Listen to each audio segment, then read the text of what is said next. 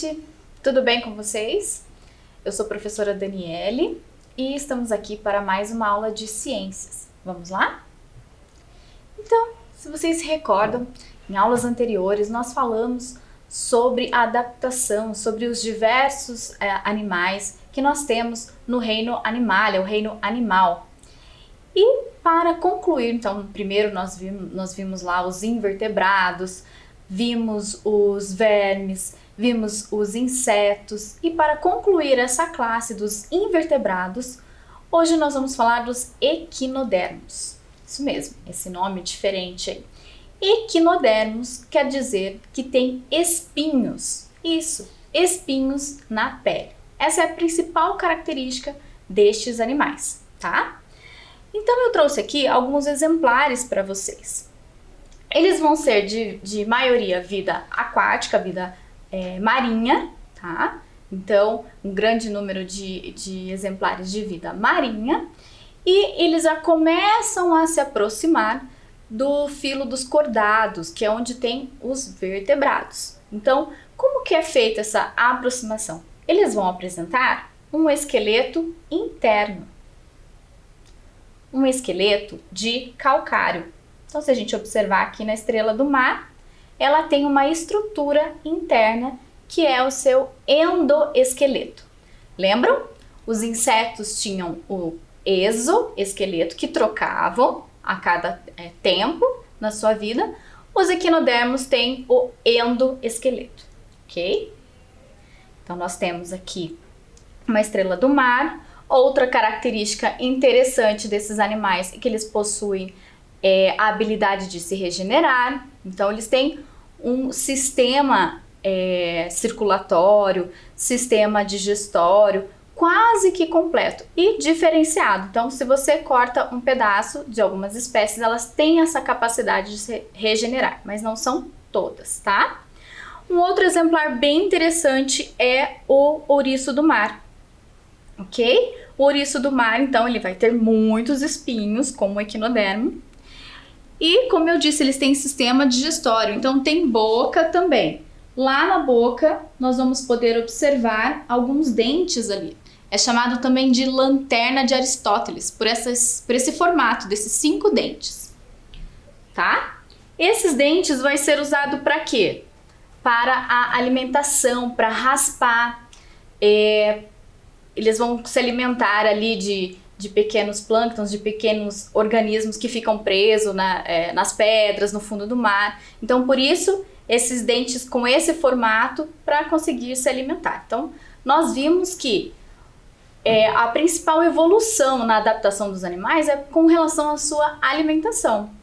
Então, os estudos indicam que a vida dos animais, a vida no planeta começou no meio aquático.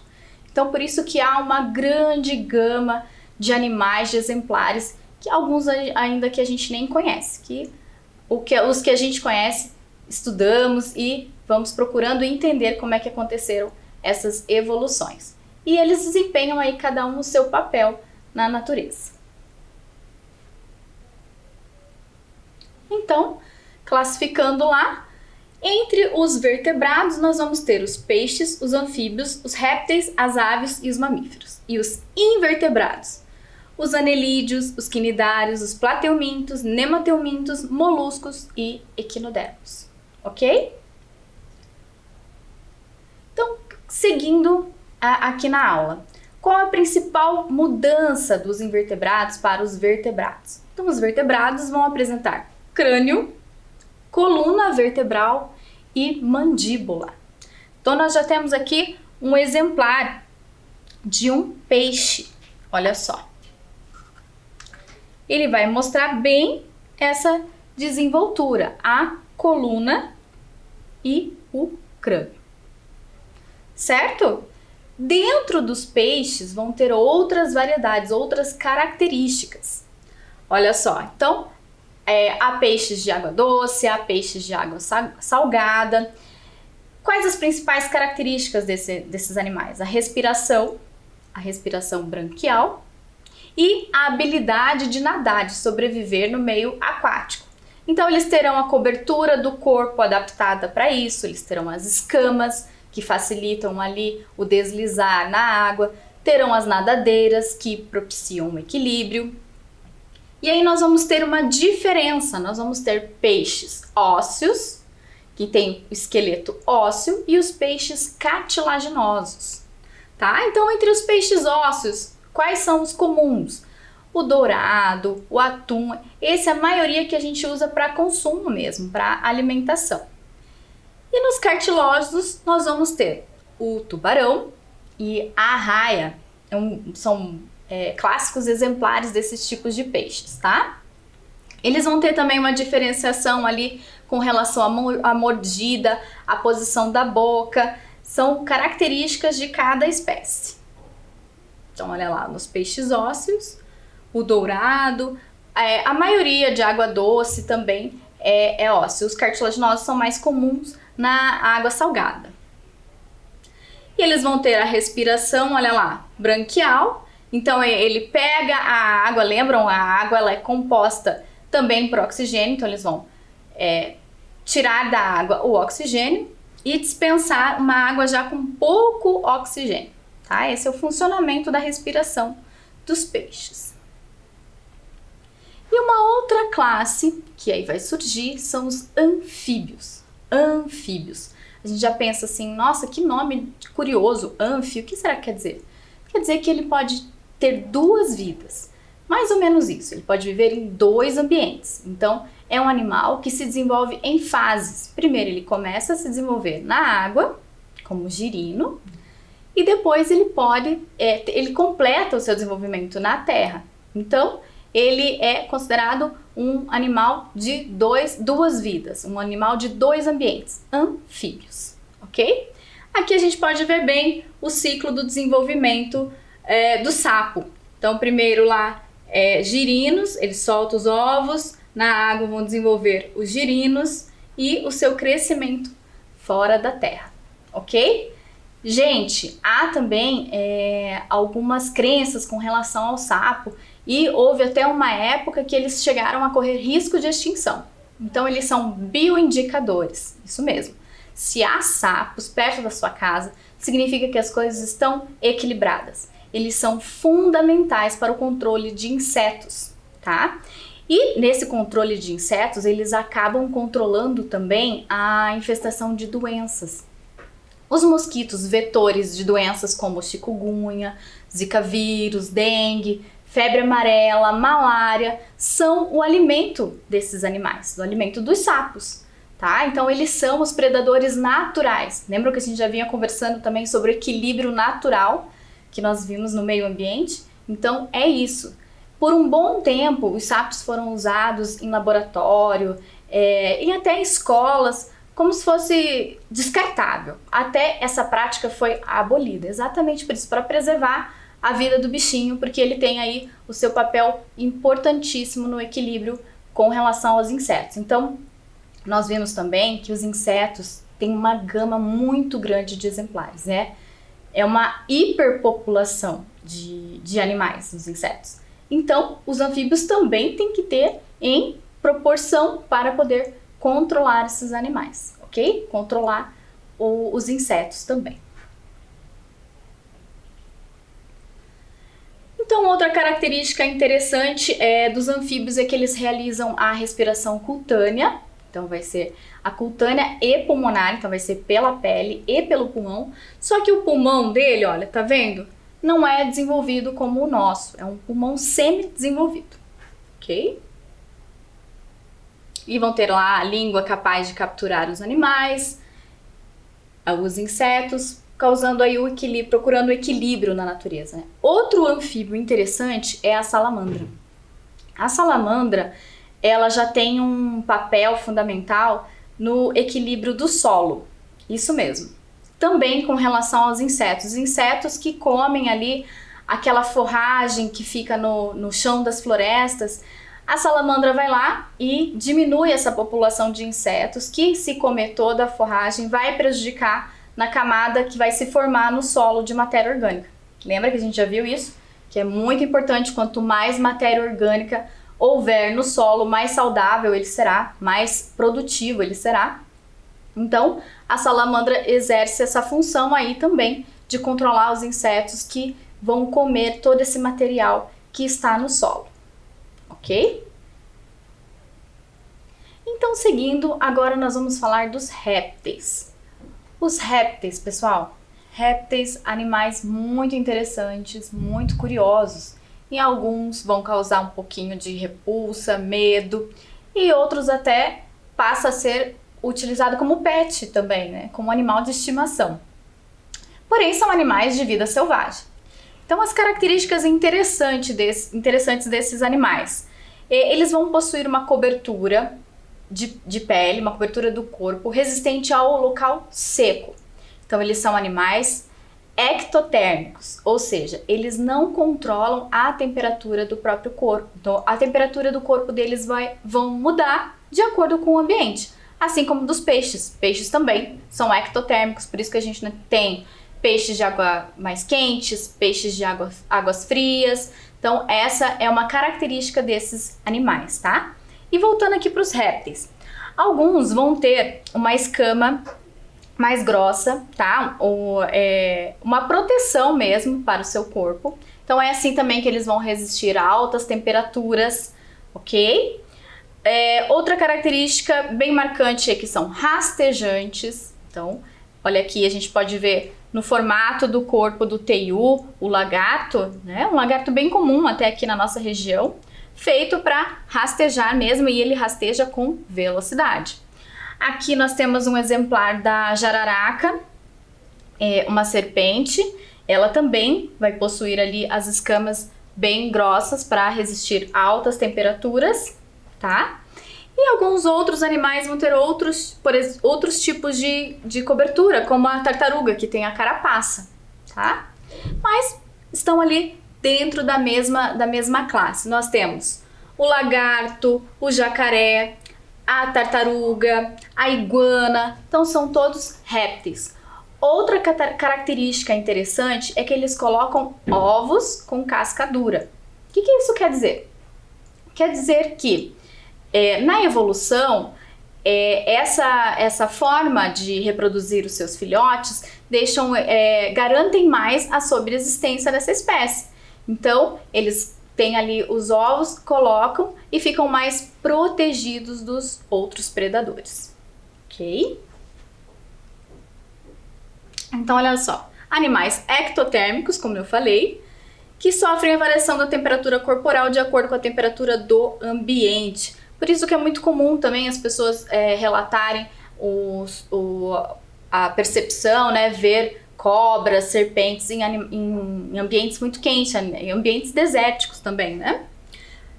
Não possuem um mecanismo de regulação da temperatura corporal devido também à sua circulação incompleta. Então lembram que a gente vinha falando sobre os sistemas. Alguns têm sistemas de digestório completo, ou semi-completo e incompleto, e o sistema circulatório também. É o sistema ali que vai controlar a temperatura do corpo. Nós, seres humanos, mamíferos, já não temos essa característica. Nossa temperatura nós controlamos. Por isso que o veneno, as serpentes são muito estudadas para desenvolver remédios para a hipertensão e até mesmo para o câncer, tá ok? Mas há de se ter algum cuidado com esses animais. Então, há serpentes peçonhentas e não peçonhentas, tá? Elas vão ter umas características. Olha só. Presença de fosseta loreal. O que é isso? É aquele buraquinho do ladinho aqui da serpente. Essa tá muito pequenininha, vamos ver aqui na tela mesmo. Olha só. A ausência dessa fosseta já vai caracterizar o animal não peçonhento. Olha só. Outra característica que ele vai ter veneno, vai ser um animal peçonhento, é o guiso, que nós encontramos na cascavel, na jararaca, e a outra espécie que nós temos aqui é o pico de jaca. Então, geralmente, os animais peçonhentos vão ter essas características. Aqui ela tá bem pequenininha, a gente quase não consegue ver essa diferença, mas é como se fosse um buraquinho aqui na lateral da cabeça do animal. O formato também vai influenciar muito, um pouquinho mais triangular, um pouquinho menos, dá pra gente distinguir se ela é venenosa ou não. Vejam só esse vídeo agora, vai falar um pouquinho sobre esses estudos com esses animais, o desenvolvimento de remédios e como as pesquisas têm descoberto aí contribuições para a nossa saúde e para muito tratamento de doença. A gente volta falando de uma pesquisa brasileira que tenta descobrir remédios contra a hipertensão e o câncer a partir do veneno de aranhas e serpentes da Amazônia. O estudo é uma parceria entre duas universidades, a USP e a Unifesp e o Instituto Butantan. Essa pesquisa ainda não acabou, está em andamento, mas apresentou resultados animadores até aqui. Serpente mais comum na região amazônica, a jararaca do norte possui componentes no veneno que dilatam os vasos das presas, o que faz com que as toxinas se espalhem de maneira mais eficaz. Pesquisadores agora buscam identificar se estas propriedades podem ser usadas em medicamentos para diversas doenças. Tem moléculas que têm capacidade, uma capacidade de uma propriedade antihipertensiva. Tem outras moléculas que são anticoagulantes. Então, assim, nós vimos, né, nessas toxinas esse potencial. O primeiro passo da pesquisa é identificar as moléculas. A partir daí, os cientistas produzem compostos idênticos em laboratório.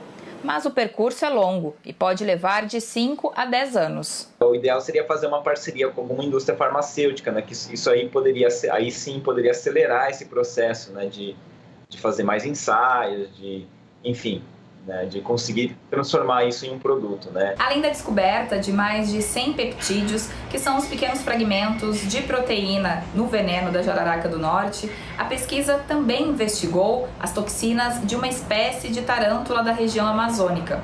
A aranha já era conhecida há mais de um século, mas ainda não havia nenhum estudo sobre o veneno dela. Nós descobrimos várias novas toxinas, né, que tem que tem um potencial farmacológico ali, né? Daria para trabalhar tanta coisa, né, eu acho, na região amazônica, né, de uma forma sustentável, né? Então, é importante, por isso da importância de preservar, né, o bioma, a biodiversidade. Então, acho que tudo isso vale a pena destacar também. E agora vamos falar das aves, outros animais muito interessantes, tá? Eles vão aí ter alguma proximidade com o mamífero. Como assim, professora? Apenas na questão da temperatura. Eles são homeotérmicos, como os mamíferos. Então, eles controlam a própria temperatura do corpo, ok? Porém, nas outras características, totalmente diferente. Eles vão ter aí o corpo revestido por penas. Essas penas darão a aerodinâmica que eles precisam para voar. Nem todas as aves voam, mas a maioria voam. E o que diferenciam entre eles também é a capacidade, a eficiência desse voo, tá? E outra característica bem interessante que vai diferenciar bem as aves é o bico, tá? Então, cada bico vai ser propício, vai ser adequado para a sua alimentação, tá? Então a gente pode ver aqui, nós temos o nectívoro, que seria o bico do beija-flor, por exemplo, que ele vai comer lá nas plantinhas, nas flores. Temos também o frugívoro, então são os animais que terão ali aquele bico até para cortar, para quebrar a fruta. E nós temos aqui alguns exemplares, olha só. O pássaro guará, então ele tem essa coloração aqui de pena rosada. Também vai ter muito a ver com a alimentação deles, tá? Eles costumam comer como se fossem pequenos camarõezinhos de água doce, de água salgada. Também tem a ver com o período de acasalamento, então vai mudando essa cor. E aqui ao lado a marianinha, tá? Então a marianinha tem o bico ali do frugívoro, tá? Ela tá ali na espécie também dos papagaios, dos tucanos, que se alimentam basicamente de frutas, ok?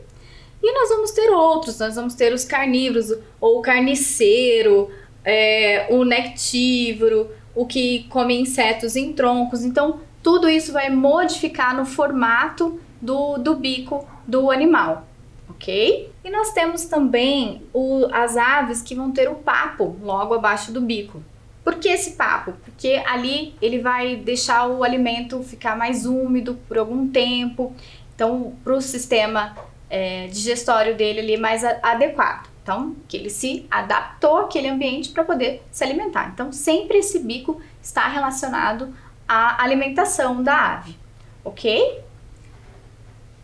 E com relação ao voo, o que dá eficiência para o voo das aves? Então, nem todas as aves voam. O que faz elas voarem? Um desejo aí até dos seres humanos, querer desenvolver meio de voar, mas o nosso corpo não é feito para isso. Por quê? Porque até os ossos das aves são apropriados para o voo. Eles apresentam ossos pneumáticos, ou seja, ossos que têm passagem de ar, que vai facilitar eles flutuarem, eles desempenharem esse voo aí. Todas as aves voam? Não. Nós temos a galinha, que ela vai poder dar pequenos rasantes, alguns saltos ali. O pinguim também é mais saltitante. Porém, o pinguim tem uma outra habilidade. Ele nada muito bem. É uma ave que nada muito bem. Outra característica interessante do pinguim é que ele já começa a desenvolver o cuidado parental. O que é isso, o cuidado parental? De que quando põe o seu ovo, o seu filhote, começa a ser cuidado ali desde do nascimento até esse filhote ser capaz de conseguir o próprio alimento. Então, é chamado na natureza de cuidado parental. Isso chama muito a atenção entre os animais, pois não são todos os animais que têm esse comportamento. Nos répteis, por exemplo, a gente tem as tartarugas, que elas colocam os ovos lá e vão embora. Aí, quem sobreviveu, quem é o mais forte. Então, são características diferenciadas de cada animal que vai nos chamando a atenção e vai nos fazendo observar a natureza. Então, olhem lá. Como as aves voam? Como são os ossos pneumáticos? Então, como eu falei, olha só. Ele não é pesado, conciso, ele já vai ter ali passagem de ar, um pouquinho mais poroso. E aqui eles vão ter o saco torácico, o saco cervical, tudo isso que vai facilitar o voo deste animal. Agora eu trouxe para vocês um vídeo que vai mostrar uma outra característica das aves que chama muita atenção, porém às vezes acaba sendo um fator de risco para eles. O que diferenciam as aves também é a facilidade de comunicação por meio do canto. Então a gente conhece e reconhece muitos cantos de alguns pássaros que a gente escuta, porém essa variedade de canto às vezes fazem com que eles se tornem alvo aí do tráfico de animais, do recolhimento mesmo para criar em cativeiro, o que não é bom para o equilíbrio da natureza e para esses animais, pois muitos acabam morrendo inclusive no trajeto nessa venda de animal silvestre que é proibido no nosso país. Então vou mostrar para vocês um estudo de duas pesquisadoras que vocês vão observar como é trabalhoso e como tem uma grande variedade de animais, que elas foram ouvindo e registrando o canto dessas aves. Para quê? Para reconhecer as espécies e entender quais são os seus comportamentos. Vamos lá? Vamos ver?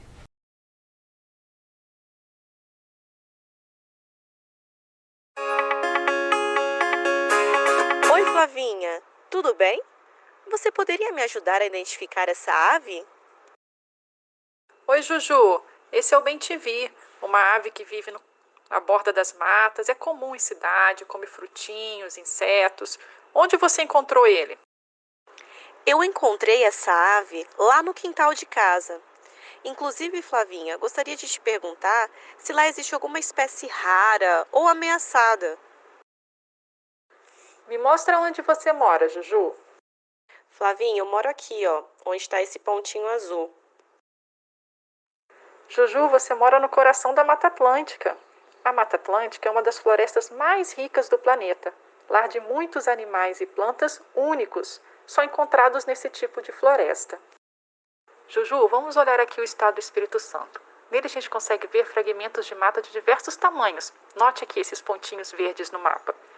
Infelizmente, por conta do desmatamento, queimadas, poluição, muitos desses animais e plantas se encontram em número reduzido, fazendo com que eles sejam considerados ameaçados de extinção. Esses animais, por exemplo, são mais difíceis de serem encontrados. Juju, você me deu uma boa ideia. Topa me ajudar a encontrar as aves ameaçadas de extinção? A gente pode começar procurando no quintal da sua casa. Claro que topo, Flavinha. Nós poderíamos fazer o monitoramento de espécies ameaçadas de extinção na Mata Atlântica, na região serrana do Espírito Santo. Então começaríamos desvendando quantos indivíduos existem nos fragmentos de mata aqui da região e quais são os tamanhos desses fragmentos. E foi assim que nasceu o nosso projeto. E nos debruçamos para escolher quais fragmentos de mata iríamos percorrer. Estudamos quais métodos utilizar e quais aves procurar, tendo como base a Lista Nacional de Animais Ameaçados de Extinção. Escolhemos 12 aves diferentes para procurar, o que inclui corujas, gaviões, papagaios e aves coloridas e de canto melodioso. Separamos binóculos, máquina fotográfica, caixinha de som, celular, água, lanchinho e GPS. E então, partimos mata dentro para descobrir quais espécies de aves que ocorrem próximo da minha casa. Em cada área que visitamos, usando uma caixinha de som, reproduzíamos o canto de uma ave e aguardávamos um tempo ela responder.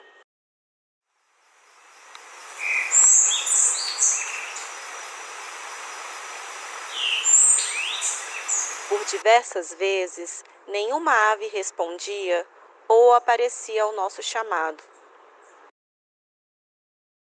Já outras vezes, as aves apareciam, curiosas ou respondendo à caixinha de som. Anotávamos em caderneta de campo quantos indivíduos apareciam.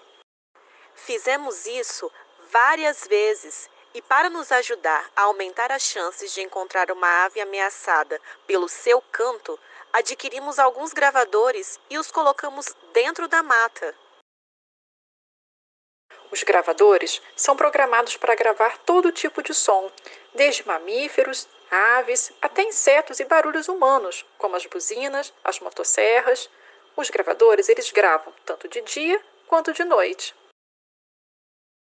Após alguns dias, analisamos no computador as gravações, procurando sons de espécies ameaçadas.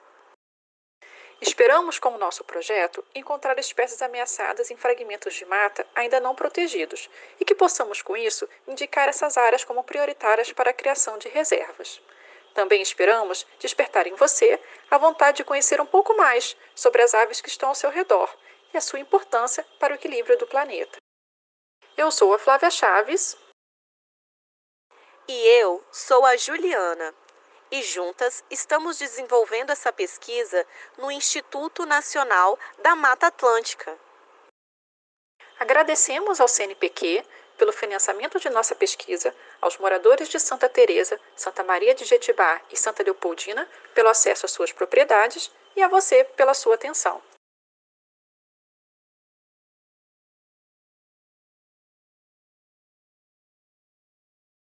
E agora chegamos nos mamíferos. Agora vamos falar então desse grupo de animais a qual nós pertencemos.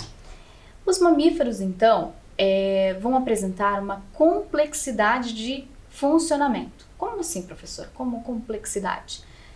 É o animal que vai ter os sistemas mais desenvolvidos. Então, nós vamos ter sistema circulatório completo, sistema respiratório, sistema digestório, sistema endócrino, sistema nervoso.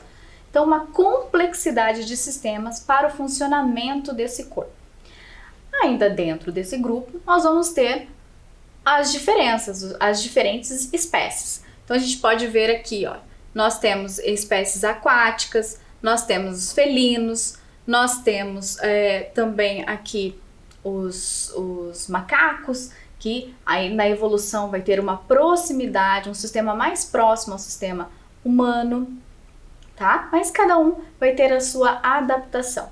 Então, o que chama a atenção nos mamíferos? Então, lembram que a gente já falou? Nós temos ali a capacidade de ser endotermos, então a gente controla a temperatura do corpo, e nós também vamos ter um revestimento no nosso corpo, nós vamos ter o corpo coberto por pelos. Nos humanos tem pouquíssimos pelos, porém nos felinos, nós vamos observar aí também nos cães, nós vamos observar em outros animais uma camada de pelo maior, porque ela vai servir como proteção e também camuflagem. E os mamíferos aquáticos, professora, como é que eles vão sobreviver no meio aquático? Então, os mamíferos aquáticos eles ganharam características especiais para sobreviver naquele ambiente. Então, eles adquiriram essas características para se adaptar àquele meio. Porém, eles continuam sendo endotermos, e aí eles vão ter também uma pele diferenciada da nossa, uma pele mais espessa, uma pele dura, para resistir ao ambiente aquático.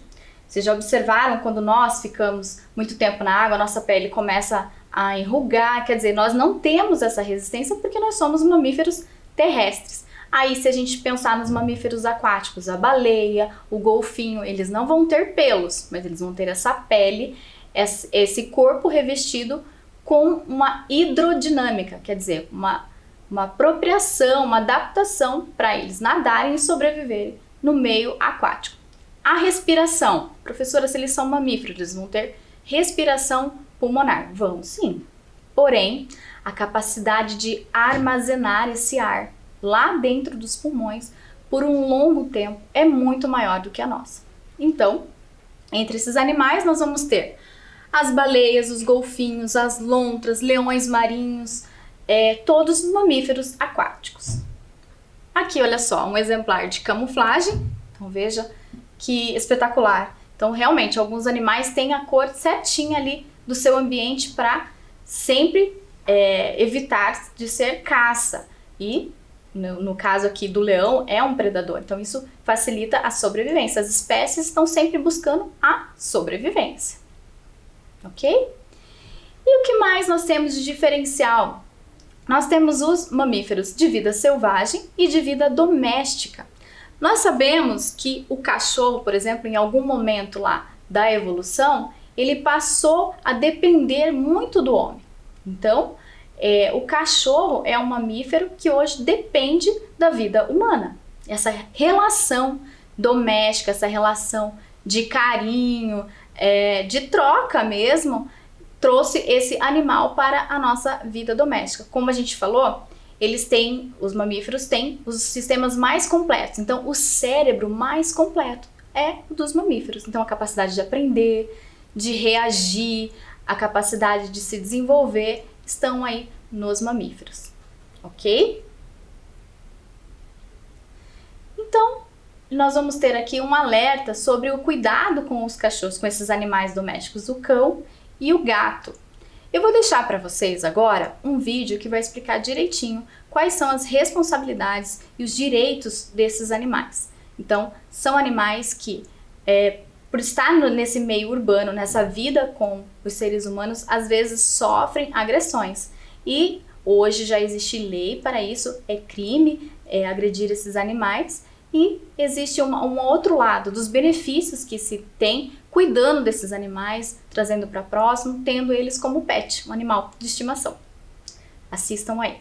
25 da Constituição Brasileira, que veda qualquer tipo de crueldade contra os animais, e também pela Lei de Crimes Ambientais, que penaliza quem praticar ato de abuso, maus tratos, ferir ou mutilar animais silvestres, domésticos ou domesticados, nativos ou exóticos. Desde a década de 30, o Brasil tem uma legislação de proteção animal, quando foi instituído o primeiro decreto que descreve vários tipos de maus tratos. E em 1978, a Unesco proclamou a Declaração Universal dos Direitos dos Animais, um marco na luta pela proteção dos animais, mas que não tem poder de punição. É nas ruas que podemos ver um dos tipos mais comuns de maus tratos, o abandono. Olha só que absurdo. As pessoas que abandonam podem ter a ilusão de que o animal vai sobreviver, vai se virar, mas ele, assim, de fato não vai, né? O abandono é uma coisa muito cruel e você está condenando um animal à morte. Em 2015, foram recolhidos das ruas da capital do país mais de 2.000 cães e gatos mortos. E milhares continuam vagando pelas ruas em busca de sobrevivência e de um lar. Ao contrário dos animais de estimação, o Brasil não tem um número oficial de animais abandonados. Hoje, por não existir dados oficiais de quantos animais existem ou que parte destes animais está abandonada, isso dificulta muito a questão das políticas para planejamento de quantos animais eu preciso castrar, quantos animais eu vou vacinar. Então tem impactos significativos para o manejo populacional e para a saúde pública. Isso é gravíssimo. Muitos se refugiam em áreas de conservação ambiental no entorno das grandes cidades. Outros são abrigados por organizações não governamentais. Só neste abrigo, que fica nos arredores de Brasília, vivem 300 cães e 200 gatos. A maioria foi encontrada em situação de abandono e maus tratos.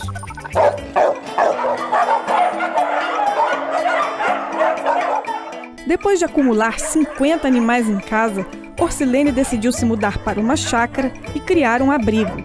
Há mais de 10 anos, ela se dedica ao cuidado de cães e gatos que foram rejeitados por seus donos. Ele tinha um lar, era numa chácara, a mulher engravidou, quando alguém resgatou ele estava muito magro, subdesnutrido, a pessoa não dava comida e ia sacrificar ele, mas o sacrifício que ia fazer era por eles mesmos, tá? Apesar do carinho que Orcilene tem por cada um, seu principal objetivo é que eles encontrem um novo lar. Eu bato sempre na mesma questão, falo para as pessoas, quando eles for fazer uma adoção, né? Não pensar na necessidade deles, das pessoas, mas pensar do animal. E eu também, quando venho fazer adoção, por mais que eu amo todos, não vou falar para você que eu tenho preferência. Assim, no meu dia a dia, tem dia que eu amanheço assim, apaixonada por uma determinada cadela, vou lá e beijo. Hoje mesmo eu estava pela dona Inês, né? É uma velhinha. E eu amanheci assim, uma vontade de abraçar ela, né? Mas eu penso mais é deles. Quero o bem-estar deles, não o meu. Dona Inês é uma das cadelas mais idosas do abrigo. Chegou machucada e muito agressiva. Eu imagino que ela foi um cachorro de chácara, ela foi encontrada numa mediação de uma chácara, né? E amarrada, nunca teve carinho. Aí, hoje ela tá tendo essa, sabe, a gente pega ela, a gente beija ela. O abrigo nem sempre é o destino ideal para esses animais. O problema é que a população idealiza como um paraíso, né? Então eu vou deixar o meu animal lá. E a gente sabe que muitos animais são abandonados em abrigos. Ou seja, eu vou viajar, não posso mais cuidar do meu cachorro, ou engravidei, tenho um neném, não vou ter tempo de cuidar. Entrega para o abrigo, às vezes até colabora financeiramente com esse abrigo, mas o animal vai ficar lá, engaiolado por anos. E às vezes até, geralmente, os animais adultos, mais velhos, se tiver algum problema de saúde, às vezes nem sequer são colocados para adoção. O que a gente aposta muito são em casas de passagem. Então, por exemplo, se o seu limite são 100 animais, esses animais precisam ser tratados, colocados, castrados, colocados para adoção. Surgiu uma vaga, entra mais um animal. Para evitar o aumento do número de animais abandonados, algumas cidades têm serviço gratuito de castração. Em Brasília, foi instalado o Castra Móvel, projeto que oferece atendimento a cães e gatos de pessoas de baixa renda. É uma cirurgia relativamente simples, que traz muitos benefícios comparados aos riscos que ela atualmente proporciona e que hoje é tido como uma solução ética e eficaz para o manejo populacional. Nivaldo agora está tranquilo por ter castrado sua cadela Bila. Ela pode ir para a rua um pouquinho, pode passear tranquilo por aí, eu tenho certeza que não vai ter mais problemas. A castração não resolve a questão do abandono e do manejo populacional somente. Nenhum programa no mundo teve eficácia se ele não foi aliado a um programa educacional no qual houvesse uma transformação, uma mudança no comportamento das pessoas, né? O que a gente quer é elevar o grau de guarda responsável das pessoas, para que os animais possam nascer em menor quantidade e viver mais tempo, né? Que a gente possa aumentar a expectativa de vida desses animais e que eles possam viver com mais qualidade de bem-estar. Iniciativas como essa são isoladas no Brasil. O serviço gratuito de atendimento aos animais geralmente é oferecido por ONGs. Em todo o país, apenas São Paulo tem um hospital público veterinário e em Brasília, um ainda está em construção, mas sem previsão para ser inaugurado. Eu acho uma iniciativa importantíssima, existe uma demanda absurda, a gente recebe dezenas de e-mails todos os dias, tanto de pessoas que encontraram animais abandonados, como de pessoas de baixíssima renda, desesperadas, minha cadelinha tem câncer, é o amor da minha vida, mas eu não tenho condição de pagar, ou meu cachorro foi atropelado, meu gato isso. Então, tem uma demanda muito grande de um atendimento. Nós temos problemas de raiva no Brasil. Nós temos problema de leptospirose, de leishmaniose. E você não vê nenhum hospital público fazendo tratamento desse tipo de doença, de enfermidade. E o tratamento não é o tratamento curativo, que nessa circunstância o que é mais importante é o preventivo. Assim como cães e gatos, milhares de cavalos levam uma vida errante. Antes de serem abandonados, muitos puxavam carroças e possivelmente serviam a um proprietário sem condições adequadas para cuidar de um animal desse porte. Antigamente se usava carroça porque no carro não tinha carro ou não tinha acesso ao local, o carro não conseguia ter acesso. Mas hoje em dia isso mudou completamente. As pessoas usam um cavalo na área urbana, o que não deveria ser feito, né? Porque cavalo não combina com asfalto, que é um animal que nasceu para pastar o dia todo, para ficar solto, né? E ele fica confinado numa baia durante a noite e durante o dia ele fica trabalhando na carroça. José Amaro fez a vida puxando carroça e garante que é possível trabalhar sem maltratar o cavalo. Então viram que é importante a gente ter consciência desses direitos dos animais, denunciar sempre que houver aí uma situação de perigo. E o mais importante é a gente se lembram que eu disse que uma capacidade dos mamíferos de ter esse cérebro bem desenvolvido é a aprendizagem, é a memória. Então quem nunca viu um cãozinho, um animal que às vezes tem medo de chegar perto das pessoas porque já sofreu algo no passado. Então, até como uma medida terapêutica, hoje esses animais são utilizados até para trazer vida, animação para a casa das pessoas. Eu trouxe aqui também um exemplar desses animais na vida selvagem. Então, hoje o gato, o cachorro é mais comum encontrado no ambiente doméstico, porém temos também o gato do mato. E olha só, a gente pode ver os pelos na cobertura do corpo, que também vai servir de camuflagem, e temos também o cachorro do mato. Então, a diferença é que ele foi adaptado ao meio humano. Então, quando ele se tornou doméstico, aí sim, aí passa a ser responsabilidade do dono, precisa do cuidado do ser humano para sobreviver, tá? E se você ainda tem dúvidas aí nesse período de pandemia, muita gente ficou sozinho, eu vou deixar um vídeo para você pensar bem e ver como é interessante a gente ter um animal na nossa casa, na nossa vida. Tenho certeza que vai ser um amor ali, um contato, um carinho que você não vai se arrepender.